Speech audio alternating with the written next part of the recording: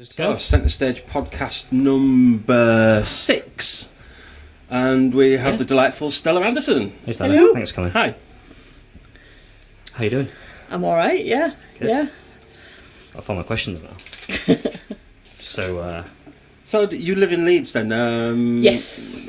Sort of South Leeds, North Leeds? North Leeds, Headingley sort of way. Oh, Headingley way. sort of way. Yeah. Studentsville. Yeah. You're right in the heart of the. There's only the so much student Otley community. Run you can put up with.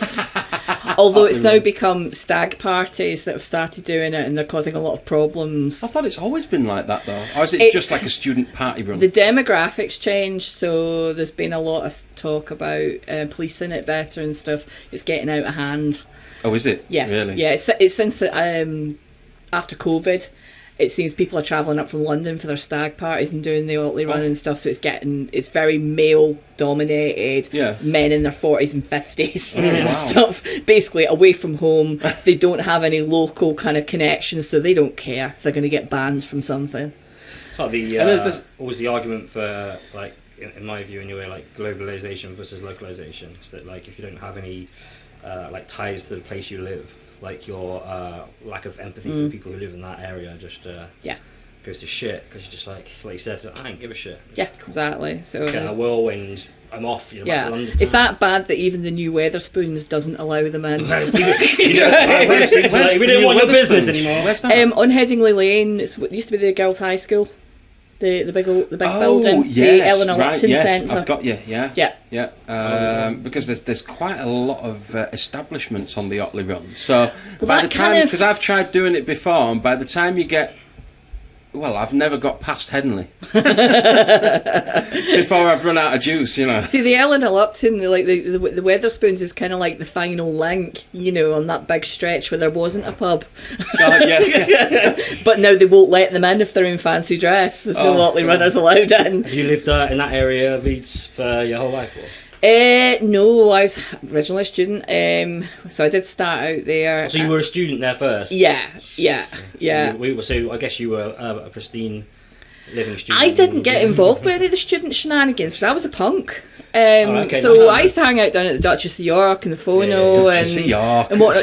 Simon Raywood was on about that the other night, wasn't Yeah, he? he was, The yeah. Duchess of York. Yeah, so Fancy, I yeah. never did the student things. I hung out with the townies. Yeah. Nice. So, yeah, I always rejected all of that. So, I had kind of feet in both camps, like, because I'm cursed to look like I'm just like a townie my whole entire life. He goes to like Weatherspoons and stuff, but like I always used to hang out with bikers and punks when I was growing up in those pubs, because I just I love the music and the kind of ideals of punk and that. Like I was always really gutted I missed the punk scene. Like, so I was born mid-80s, so I missed. Like the proto-punk era. I watched an amazing documentary called basically Johnny Moped. But I'd never heard of Johnny Moped before. It was on Amazon, I think. And it's such a great documentary about the proto-punk era. And I think it was down wherever they were from. They were kind of down, one of those like towns they built around London, like Stevenage. They just popped up these towns that just were like soulless concrete jungles. yeah, It was Milton Keynes. Milton Keynes, Slough. It's one of those ones, Milton Keynes, like Slough, where they were from. Those are cool bands from around that that kind of area. Yeah. They were part of the proto-punk scene and that, and he was starting off. And the lass who sang in Pretenders, I can't remember her name. Chrissy Hynde. Chrissy Hynde. She used to sing with basically Johnny Moped. Like, she sang with his band. They were punk. They weren't good. They weren't like traditionally like good singers, great guitar players, but they were great. But always got to miss that scene. Yeah. I must admit, Leeds is one of my favourites for music. Like venues and stuff. I remember going to Live at Leeds, where I got together with my wife 13 and a half years ago, and it was kind of like a £5 for the whole day, or for the whole weekend or something. I can't remember.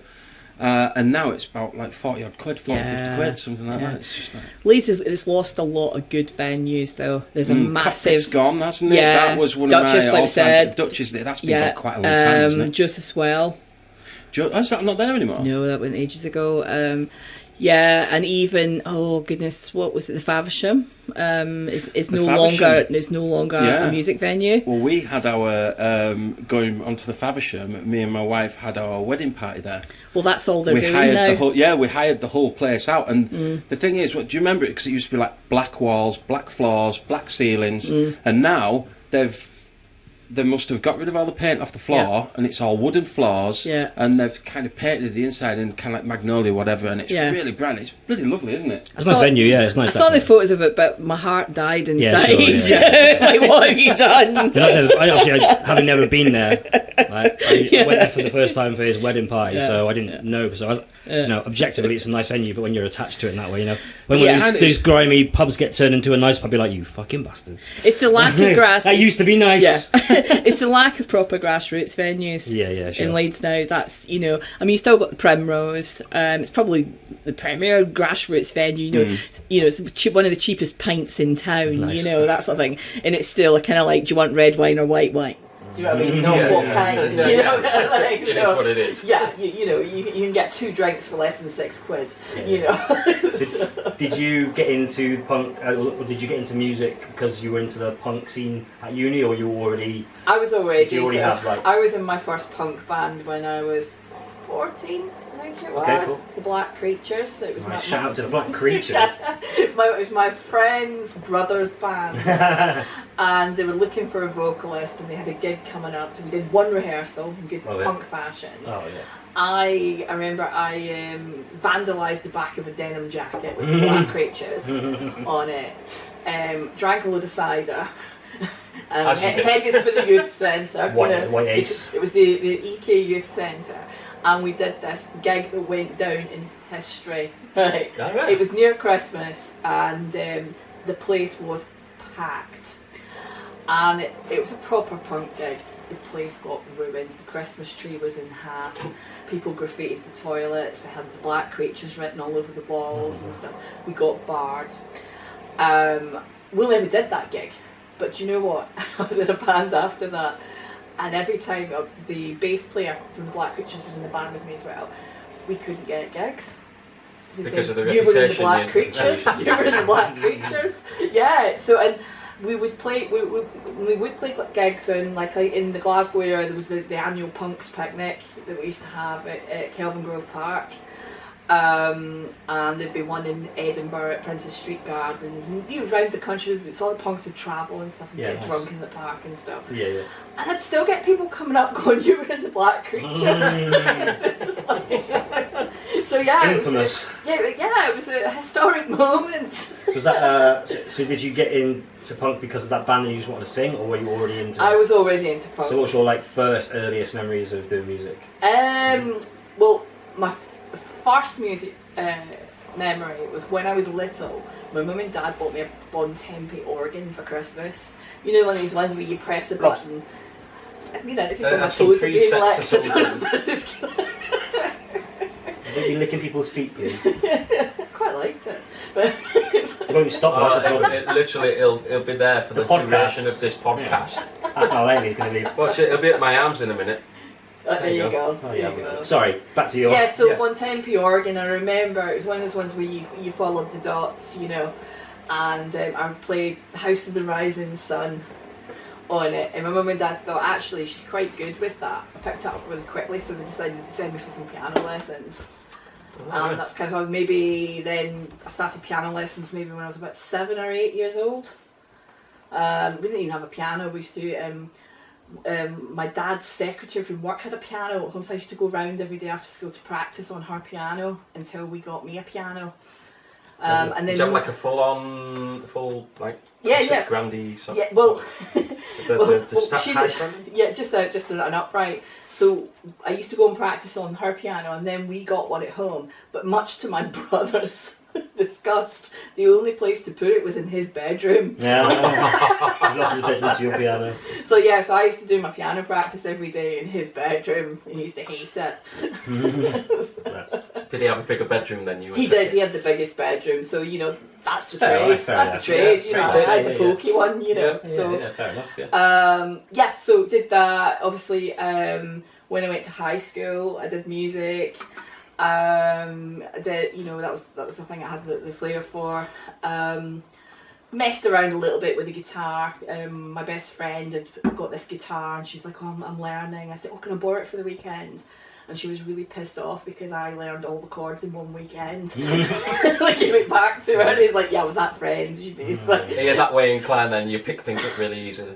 Not anymore. Not anymore. The benefits of a young mind. Yeah. Has to Not be done adult the by right way as cider. well. I know, it's just like, yeah, it takes me ages now to learn stuff. It's like, I have to kick one memory out, you know what I mean? I have to like delete a file to take a new one in, you know, the memory's nearly full.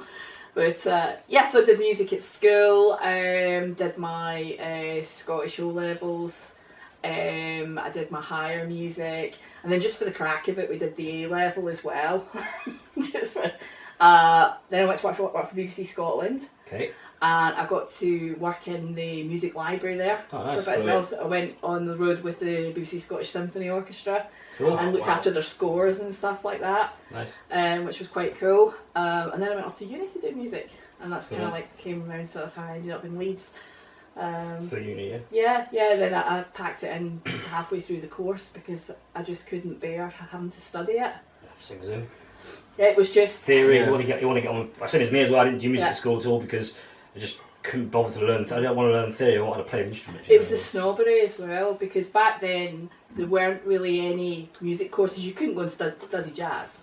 You know, I mean, we're talking like, I mean, that was like 1990, was it? Yeah, 1991, something like that. You know, so the kind of popular music courses were just not the thing. If you went to study music at university, it was classical based. You know, apart from, I had an amazing composition teacher, a guy called Phil Wilby, who's a well-known composer, and he was great because he wanted you to have a go at kind of everything, you know, and think outside the box, you know. But yeah, I couldn't bear it when I was there because, you know, I'd be having to rehearse 4 or 5 hours a day on the piano. And then I remember I had an exam where I went into the concert hall, sat down to play the pieces. I'd been playing a piece by Bach, and the examiner just went, "Stop!" What do I do? He was a purist because I'd done an interpretation for piano. He didn't like that. Right. Okay. And I was just like, you know what, fuck this. Yeah. You know, it's Yeah. just like... So did you actually at uni? Did you actually get to do any of your own stuff? No, apart So from... that's it. You're having to do other people's already written It music. destroyed my confidence because I'd done the stuff in bands before I went to uni, and then going to uni to study, it absolutely destroyed me as a musician. I didn't play for years after going to uni. I just didn't touch anything. Confidence completely. Yeah, you know, I didn't feel I was good enough. Every time I rehearsed, I felt like it had to be a performance, so I hated practicing. You know, it's Well,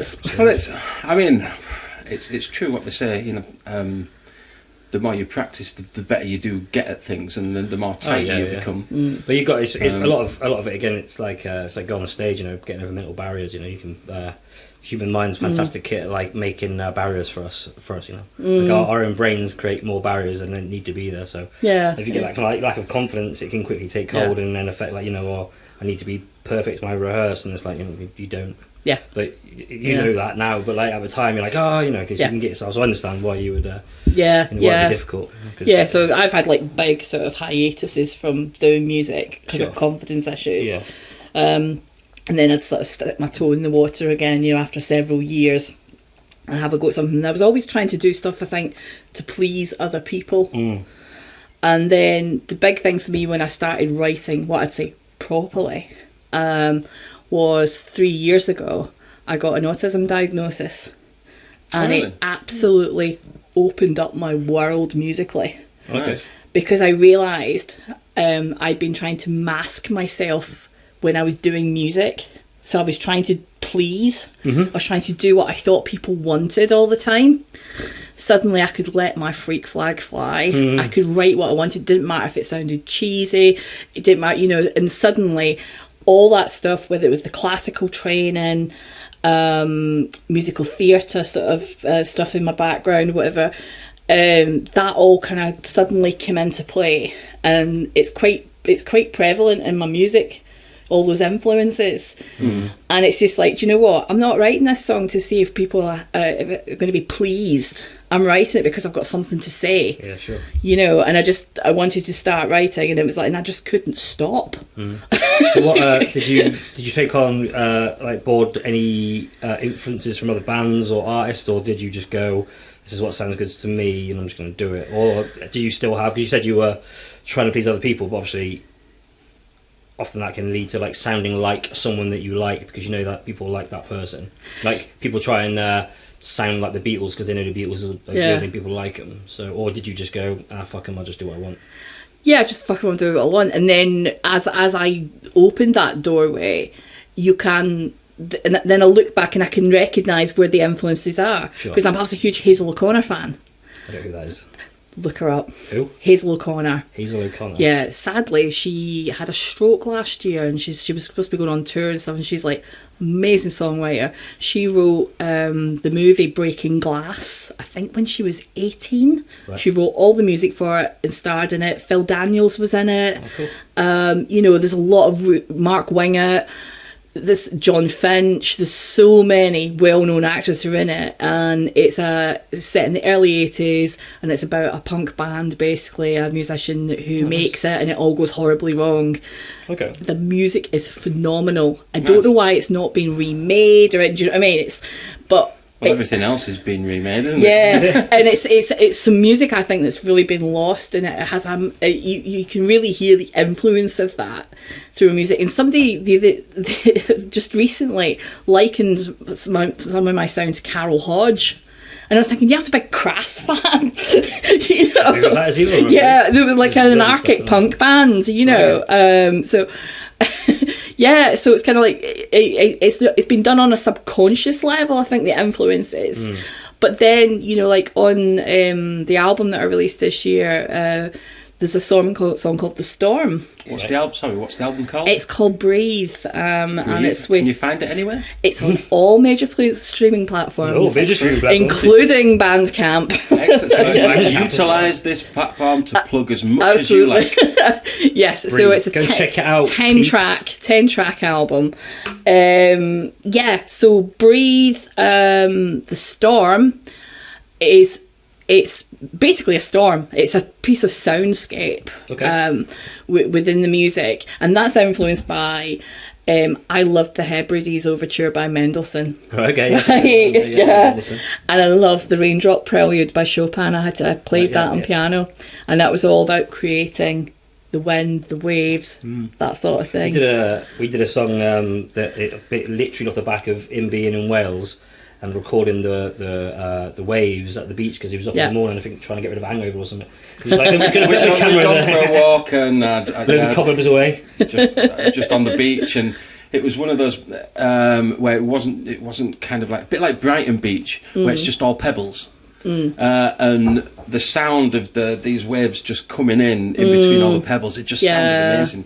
So I just recorded it and then sampled it into this song. Yeah. It was called. The song was called Wales Waves. Wales Waves. Wales Waves. It's not called that anymore. Now it's like it's like Rise Up with a couple of rap sections in it. Anti-government type. Yeah, anti-government. Yeah, we're very anti-establishment, anti-everything. Yeah, so anti-everything. Yeah, we're like we have toes in the punk and the music we do. Like, even though we're kind of like two acoustics, we are as close as you could get to punk, I reckon, doing what we do. Yeah, like for acoustics and like harmonies, we're pretty punky. But like it's interesting to me that you've mentioned some punk people that I don't really, anarchic punk people that I don't know.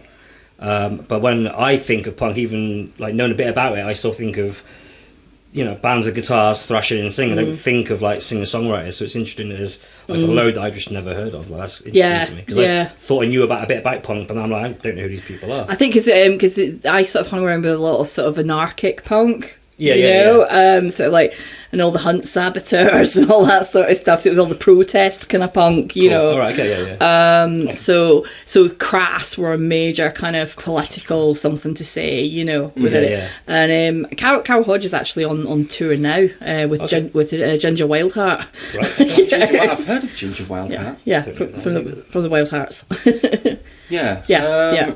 I'm sure he's played the Fulford Arms quite a few times. Just recently. That's maybe where it's in my head and where I've seen it. Carol Hodge was playing with it. I think it's either just happened or it's just about to happen. So, yeah.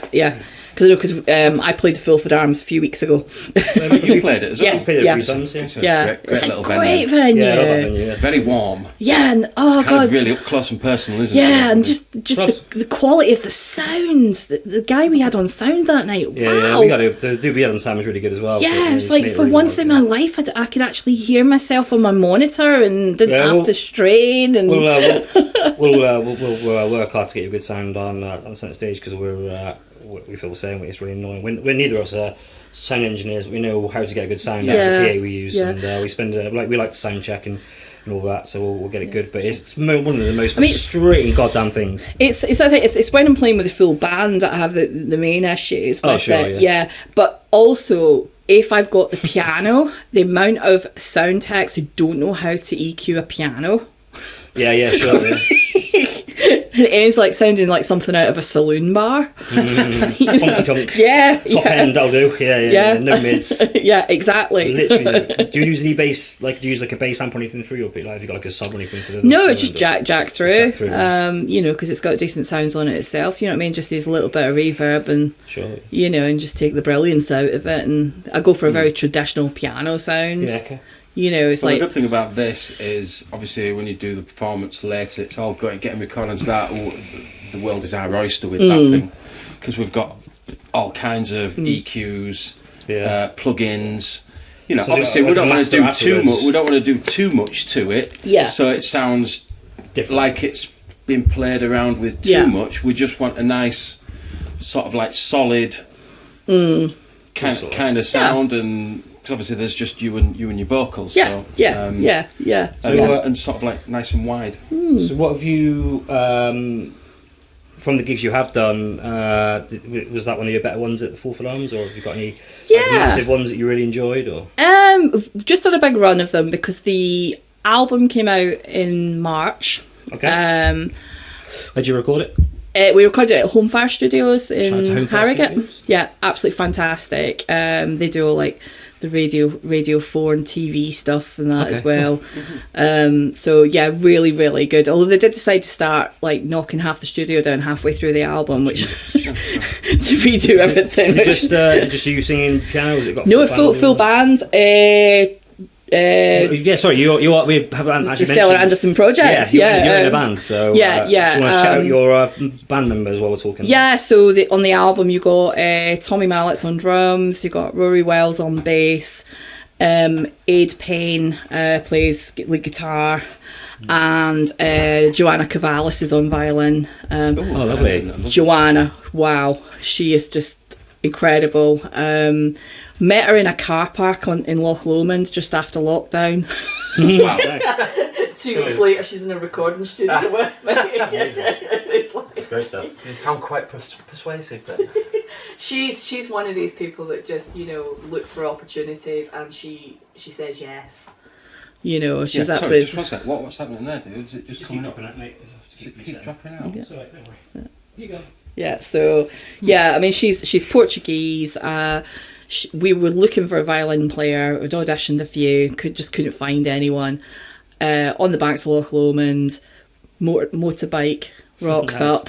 She gets off. She's tiny. She calls herself the tiny musician. She's absolutely tiny, and she had blue hair at the time. And she comes up and asks for directions. And then we were talking about hair colour because my hair was bright pink and blue at the time. Alright, cool.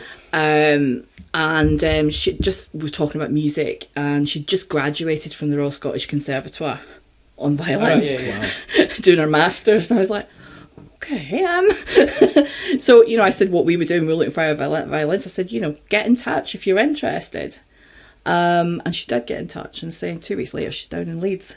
Oh, nice. That's awesome. But she's absolutely fantastic. I mean, she's been travelling around America just recently doing stuff. She does her own stuff on violin with a loop pedal. Oh, cool. And she shreds like yeah. Tom Morello on the violin. What's her name again, sorry? Joana Carvhalas. Joana Carvhalas. Shout out to you. Yeah. Joana Carvhalas. Yeah, she should be coming over beginning of next year because we're going to be doing some gigs together and some recording as well.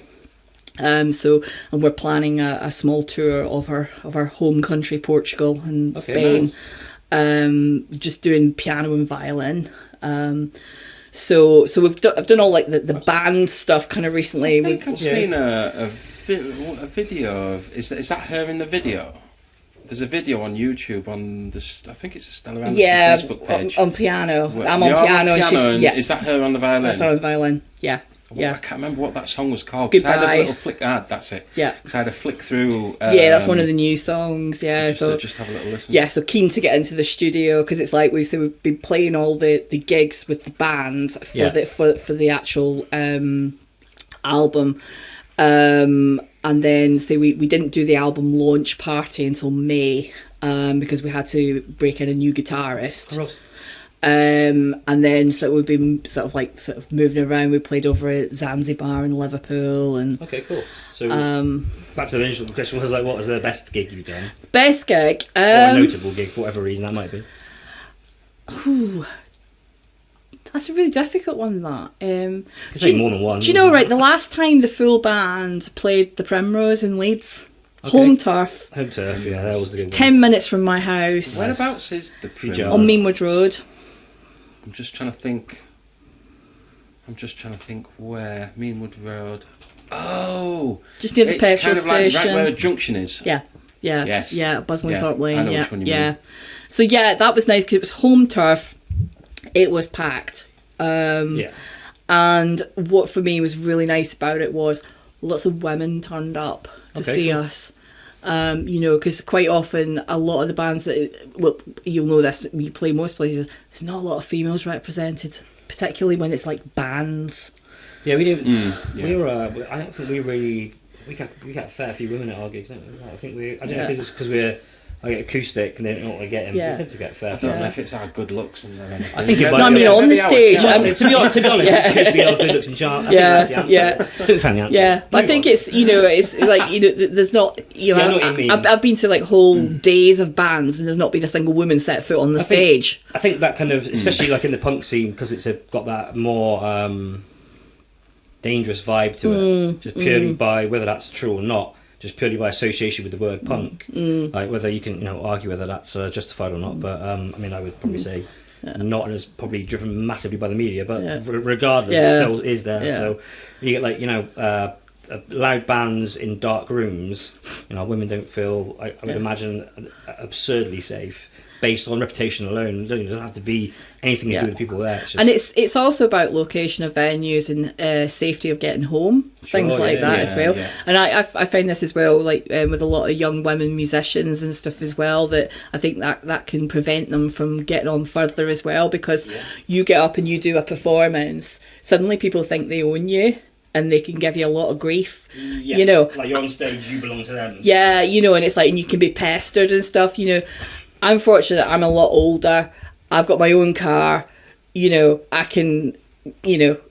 I've usually got my other half with me. But even when I've not, I can get myself out of situations. I know what to look out for. But if I had to go and get on a bus with my guitar late at night, and it's just it is things like that. And I don't think promoters take that into consideration. And it's like I've started recently doing some promotion stuff, and one of the things that I do want to really sort of like focus on is if you worked in a bar, a lot of bars make sure taxis are available for staff, things like that, sure. And it's just like, how are people getting home? Yeah. At the end of the night. Well, at the end of the day, it's the as far as they're concerned, the night's over, they've done their job, off you go. It's not. Yeah. I think see it in that kind of long term view, I guess. Yeah. Unfortunately. Yeah.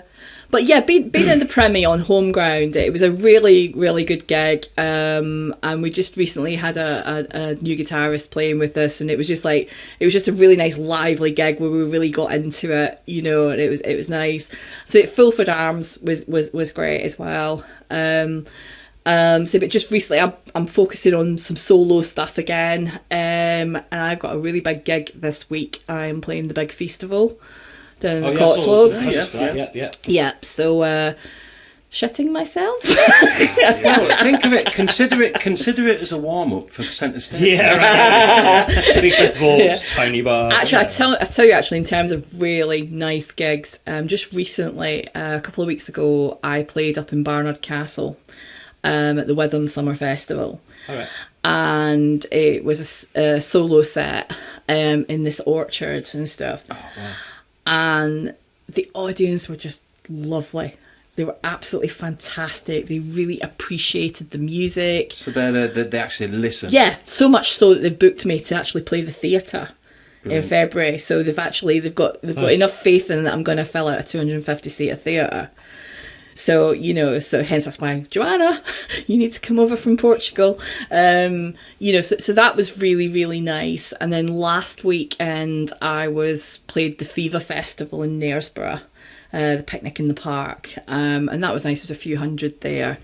And that was like a proper big stage, and stuff. And it was just like, it was just really nice, It's like, I've never been, those big inflatable dome stages. I was like, ooh, this is a tent. Yeah, one of our friends who works for a local charity called Chrysalis, raising awareness for men's suicide. Shout out to Eddie Cunningham and Chrysalis. He's just bought something very, very similar. It's just like this big blow up. It's like a half dome thing. Yeah, it's absolutely and it looks great because obviously he wants to get into, because he does wants to get into events and sort of like he usually asks us to go and play and stuff like that. Obviously it's coming towards the end of summer now, but I'm sure he might get a little bit of usage out of it before the bad weather, before the cold weather turns up. Sounds like you're getting around a lot though, which is good. So you're getting to do. I try to get. I see it as like a mission. I always have to have something lined up. Cool. Shout out that I haven't done. We did mention Home Fire Studios. Is George, my producer, boyfriend, producer, also known as Breakbeat DJ 601. Okay. Right. Breakbeat DJ 601. Like Breakbeat? Yeah. So. That's not my full title. Just 601. If you feel the need to explain what music you're doing and not the title of your song, you're doing something wrong. It's Breakbeat, don't you know? So it was one of the biggest challenges he had. He went from producing Breakbeat to doing a full band production and all the messiness that comes with that. I find it like we got a studio upstairs, we do our own stuff, we do other people's stuff. But we on your album, it's bonkers. It's got loads of bonkers shit. We did it all in lockdown, so we were both working on just learning to use synth machines and stuff in different places. Show the Dropbox and just working that way. So it's just got an album full of crazy shit, a classical piece in there, loads of bonkers shit. Yeah, because we got hold of the BBC Symphony Orchestra plugin, right? And we have had the most unbelievable amount of fun with that. Even just sticking it into other songs and songs for the third album. It's just that would sound good on there. Every new song. It's just the point was that violins. The point was it is interesting going from doing learn to record how we did the first album, guitars, drums, bass, so just having crazy shit going on. Even though Breakbeat's probably got crazier shit going on, just changing the style is. I didn't find it hard, but it's really fun. I find learning new shit. It's so much fun. This is something I never would have thought of. Learn to master main vocals. This is amazing. This is great. in doing even trip hop tunes. Learning to master vocals in a trip hop tune is a completely different ball game to mastering guitars and drums. Just different sounds. So it's great fun. So. I mean, I think what's also good is we sort of we use Cubase, and we've literally only just scratched the surface, but we're constantly learning. Our first album, we re-recorded it 3 times, and this second album, we thought we had 8 songs all finished, and then we listened. We learnt something new. It's just we'll put that on this song, and then it just made the song go like that, and it's just that makes the other songs sound poor now. So we've gone back to the other songs, so we're constantly going back, and we're not frightened to sort of start from the beginning again in so many words. What's your feelings on click track? We don't mind. We don't mind at all because having a drum. Yeah, because we program all our drums in. Right, we don't have a real drummer, but we have a bit of a kit at the moment where it's got certain settings and we've got like certain plugins on each kind of like hi-hat, snare and everything like that, and we've got it close to sounding like as close to a real drum kit as possible right now. About now, cool. So it's obviously going to put us in good stead for the third album. Do you not like click tracks? We flat out refused to use click when we did the album, right?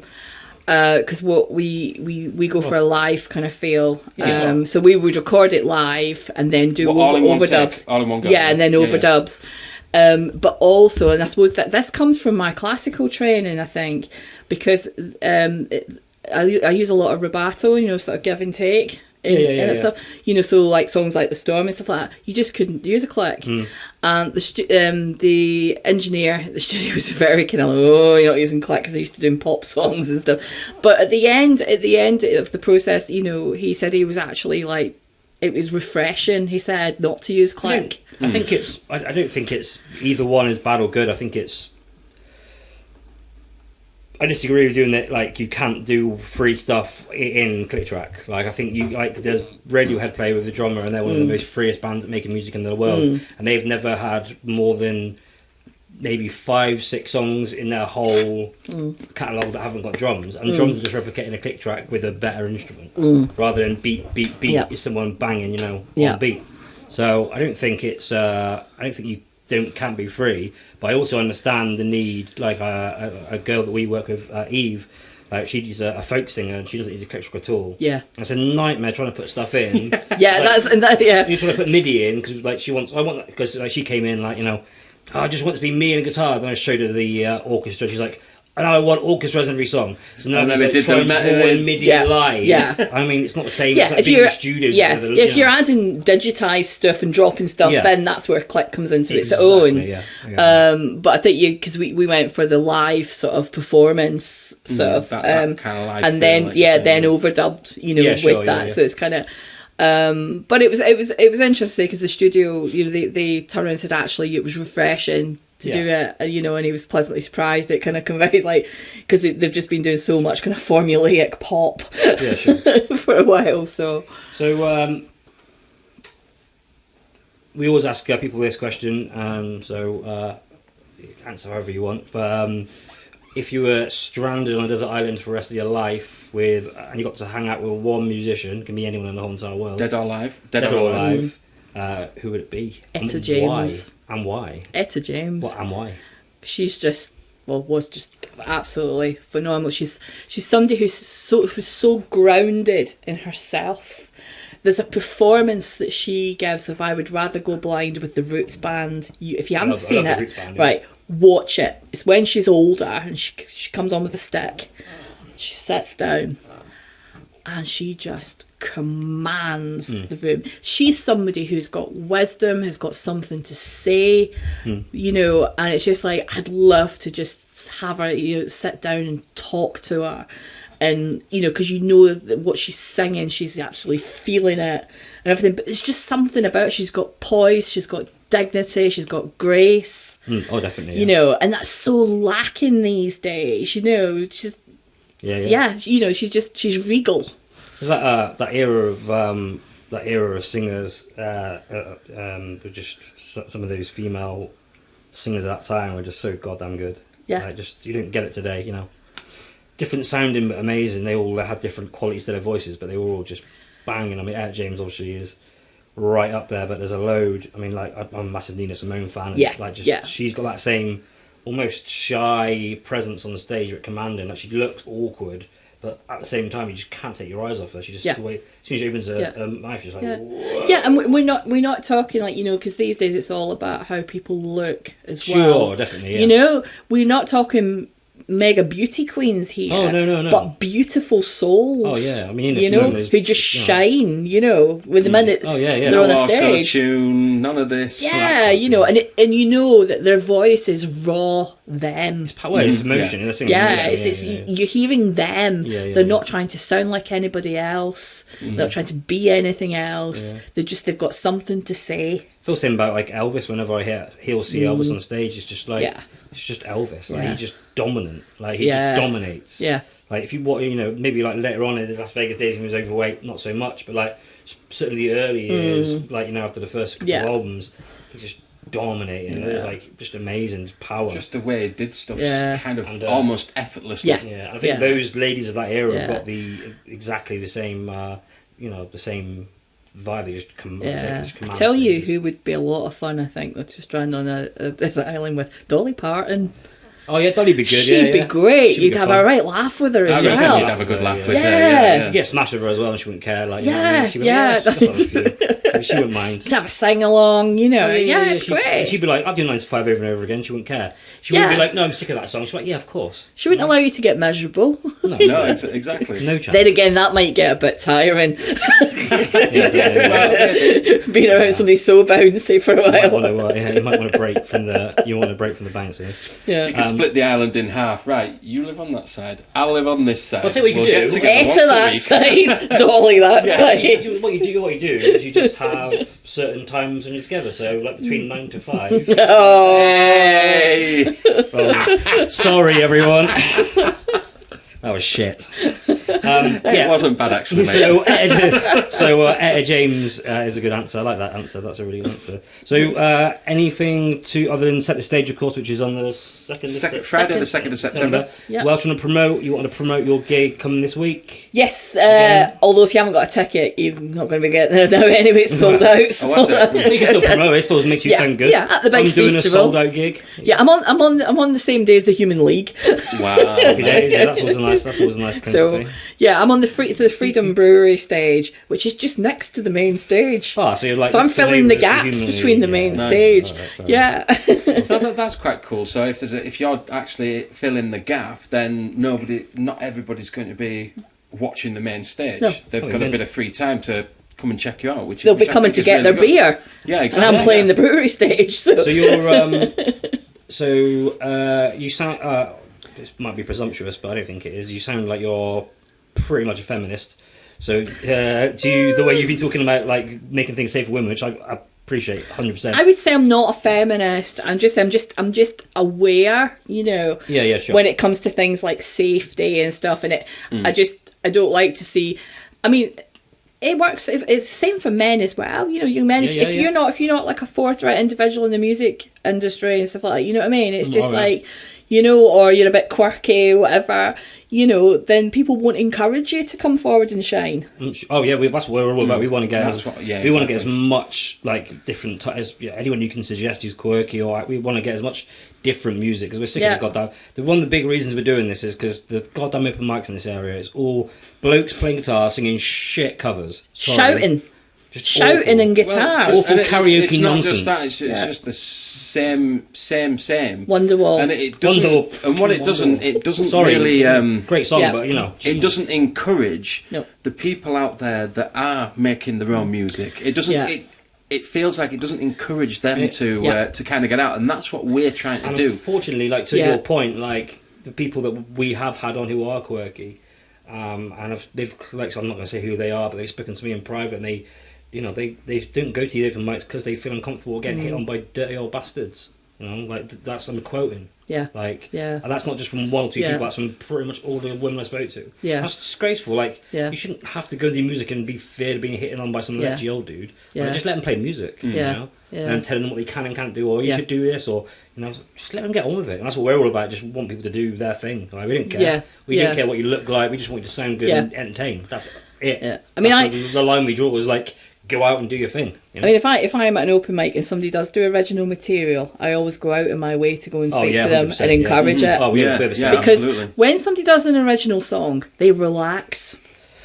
They sing it. You know what I mean? Sometimes. They tend to relax because I've always said doing covers is actually the hardest thing in the world because people will always compare you. And they will judge you unless you do a completely different possibly cover. Do you know what I mean? Yeah. Otherwise, you will always not quite meet the standard in someone's I head. think that's part of the problem as well. Too many people try to, when they do a cover song, they try to sound exactly like the song that they're trying to cover. Yeah. I mean, we do quite a few covers, but I don't think there's one single cover in our set that sounds like the actual song that we are trying to cover. I mean, if I'm doing covers, generally I'm solo. The reason why they sound so different is because I'm too inept to play it like the original, so I have to find a way to work it. So it's like, I'll cut that bit out and I'll do it this way and Just play the same chord. Although I tell you what, we did have a lot of fun when I played the Fulford Arms the other week. We covered Teenage Kicks, and that took me back to it's on our YouTube channel. Me singing Teenage Kicks. Well, I'll link it into this. And it was such good fun, and it was so funny because the minute we started playing it, everybody started filming. I think feel free to use the feel free to use the Centre Stage group page to like post any videos or like your upcoming gigs and stuff like that. Cool, yeah, thank you. Because that's what it's there for. Obviously, it's about Centre Stage, but again, it's about the artist that's performing on Centre Stage as well. The reason we exist is to encourage the artist. And it's obviously it's still in its early days at the moment. I think there's something like just short of 70 members, but each Centre Stage, it keeps growing because people hear about it, and so we're all about that, and we're all about getting different people in. So, like, we appreciate having someone experience like you coming and doing something different, because having a pianist is mint, because we don't want it. We've just had guitarists so far. But we don't want it to be just because we did have like a saxophone player, saxophonist, booked in. They didn't cancel us, which was a real shame because they were awesome. If you come. It's funny, you're saying like the piano though. It's like Moonmoth music. Change your plans. Find a babysitter. Get down. Yeah, come on, sort it out. It's funny though. It's like, because if I do like open mics or turn up to gigs with the piano and stuff like that, it's like I feel very self-conscious of having a piano. Yeah, don't worry about that. It's like, and that's that thing of I always feel like I'm in the way because I've got this huge because everybody else is just using a fucking iPad. Yeah, basically, you just got to rock side with the guitar. It's like buzzing to, and it's like and it's. I mean, and I've had to depend more on the piano just recently because I've got some tendon damage in my arm, so I've had to really kind of back off on the guitar playing. Do you not play it much at all? I was playing it a lot. I was doing whole gigs on guitars, but I've had to completely back off because it started off. I had a tendon, trigger finger. Right. First of all, I got injections and that sorted it out. But then I've had tennis elbow. So it's definitely better because I've completely rested it. I've played the guitar once, I think, in the last 2 weeks. Do you know what I mean? So I decided on my solo, what I'm calling the solo sessions gigs that I've been doing a run of, I would do a set completely on piano, and just completely. And I just thought, you know what, as well, play to my strengths. Yeah. That's my main instrument, We're buzzing for it to have something different, man. Yeah, we can't wait. It's really nice. Yourself, or like we want different shit. Like we want things that aren't just people with guitars. Yeah, it's quite a nice eclectic mix as well next Friday. Because we've got a lass coming in, Molly Curtis. Shout out to Molly Curtis, who's going to be doing a little bit with a loop pedal. Oh, brilliant! She's sticking a couple of covers in because she's got so many originals. So I said, put a couple of covers in with the loop pedal. Yeah, and it'll just boost your setup a little bit. Yeah. Cy Raywood, shout out to Cy Raywood. He's kind of like a nice kind of folky sort of singer. Yeah. Guitar singer songwriter. A proper rock and roller. And then Harrison Rimmer, shout out to Harrison Rimmer. I don't know if you've ever heard of him. He's kind of got that rock and roll-y kind of feel about him. He sometimes plays with a band. I think he's going to be playing just acoustic, but he's kind of got that sort of like rawness about him. And then obviously there's yourself, which obviously there's a really nice mix of artists there. So how I got into the feminist thing was because you were talking about it. I said, is there anything like? Are there any safety charity things or anything that you? Is anything you promote in that regard? Is anything that people can know about? Because I'm all for it, and I think not any charity specific, but I just think people need to be more aware, and it's just something that people haven't thought about. Sure. Because say a lot men when they turn up to gigs, there's that kind of like, because they've not really thinking about that this could be an issue. Of being sexually harassed just because you've sung a song. Like they owe you something for a song. And it's, and the kind of the levels of harassment. I just kind of, it's like, I mean, I've been like harassed in front of my other half, Crazy. to the point where I'm a gobby Glaswegian, so I just kind of said to him, I looked at the guy because he started trying to slag George off. I looked at the guy and I said, I'm going to the toilet, and when I come back, you need to be gone.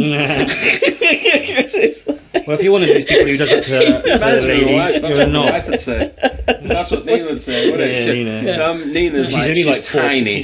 She's smaller than him. Shut up. She's way smaller than him. That's what I'm saying. She's smaller. Way smaller. Yeah, way smaller.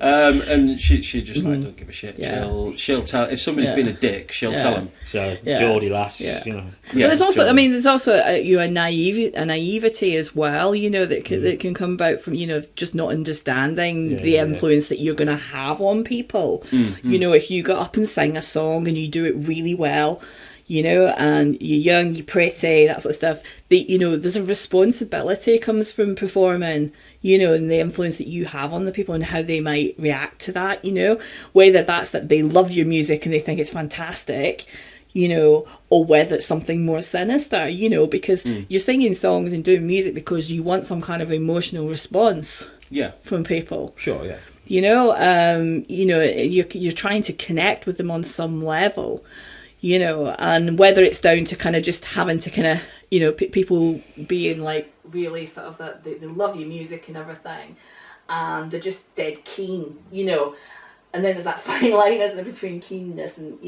when I was in my punk days, I had a stalker. Fortunately, he stalked me from Ireland, and it was lots of letters and weird presents and things. He used to send me photographs of himself asleep in a coffin. Thank fuck Facebook and mobile phones weren't around then. And then one that was a bit more sinister was I released a track with on a compilation album, and I started getting like really, they weren't dirty phone calls, they were just obscene phone calls to my house, and my mum took a few of them as well, and it was actually the guy who produced the album. Strange. Yeah. So I can't remember how I deducted it all and stuff, and I remember it was called Justin, I think it was. It is interesting. It is interesting that like you said about having an emotional response from music. It is interesting that can often it's easy to get misinterpreted. Like if you spend a lot of time with someone in the studio, like it can, and you're singing emotional songs, is It's intimate. It is intimate, Like, and isn't it does have. That's why I live with my producer. Well, yeah, that's a good idea. That's why they married Dr. Thanks, Steve. I'll put a dress and a veil on soon. But no, it is interesting that emotional kind of side of things. Like you said, intimate's a good word for it, and it can easily get misinterpreted if you get the wrong.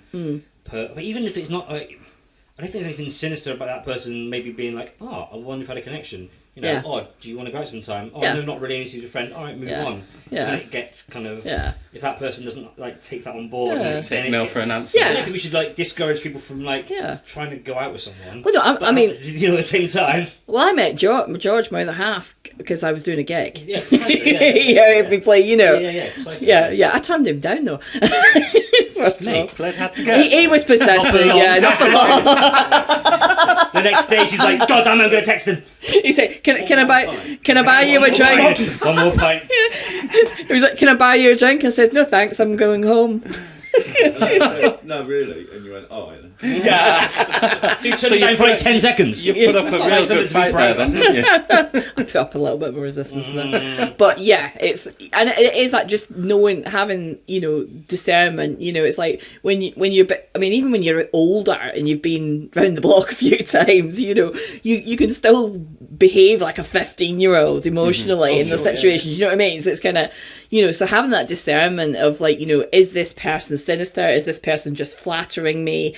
Or, or should my warning signals be going here, And I think that's when, the people around you need to be more aware and keeping an eye out for you as well, So if you've got like a young woman or even, a young lad's coming to play, young lads between 16 and 25 are more likely to be assaulted.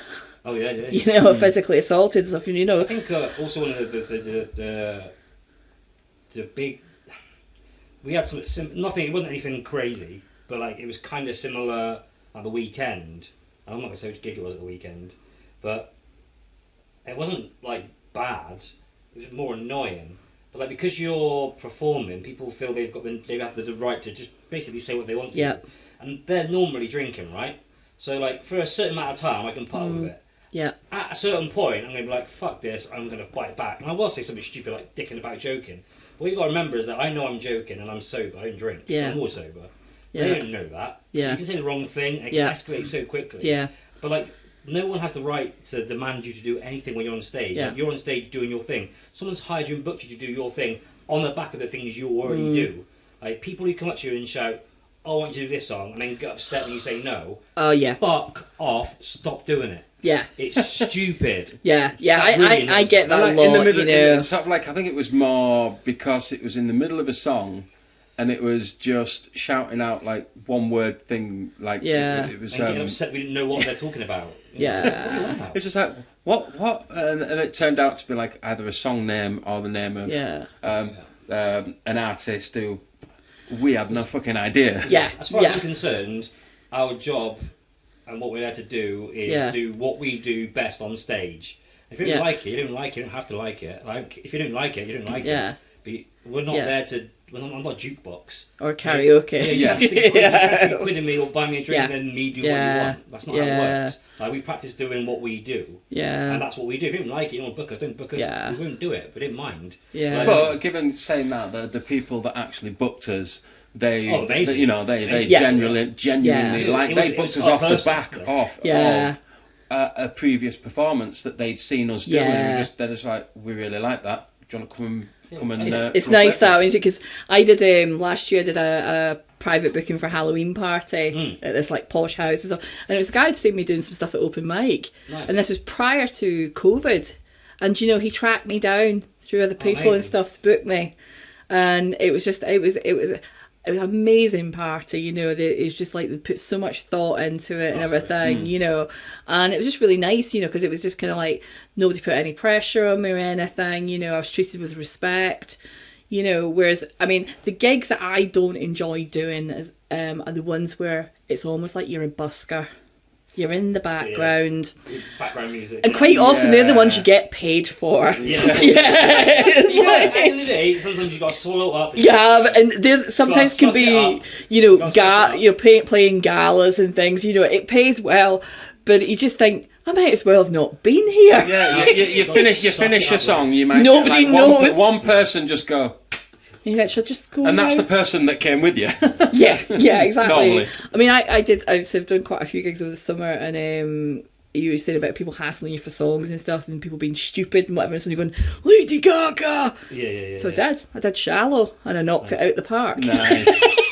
Right, we've been going nearly an hour now. Let's crack on and get you recording this song. So, Steph, thank you very much for coming in. Yes, that's awesome. Pleasure. Really nice speaking to you. Yeah, and get to know you better, and we can't wait to have you on stage on the 2nd.